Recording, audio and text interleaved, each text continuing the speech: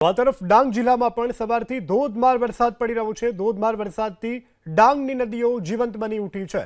પીપલપાડા ગામની નદી કે જે બે કાંઠે અત્યારે વહી રહી છે, તો વઘઈ આસપાસના વિસ્તારોમાં પણ ધોધમાર વરસાદ પડી રહ્યો છે।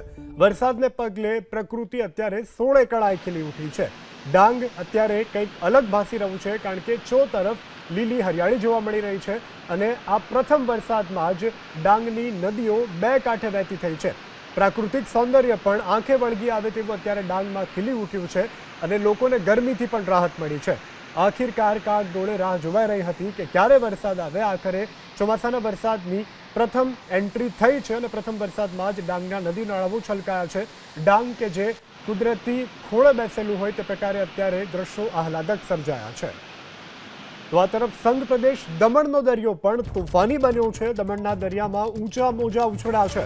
દરિયાનું પાણી સી ફેસ પર અત્યારે ફરી વળ્યું છે। કાંઠા વિસ્તારોમાં ન જવા માટે પ્રવાસીઓને સૂચના આપવામાં આવી છે। તો સંઘ પ્રદેશ દમણનો દરિયો અત્યારે તોફાની બન્યો છે। સીમા વટાવીને દરિયો અત્યારે પોતાનું જે તોફાની કરતબ છે તે બતાવી રહ્યું છે, ત્યારે કાંઠા વિસ્તારમાં પ્રવાસીઓને ન જવા માટેની સૂચના આપવામાં આવી છે। સી ફેઝ ઉપર પણ અત્યારે દરિયાના પાણી ફરી વળ્યા છે।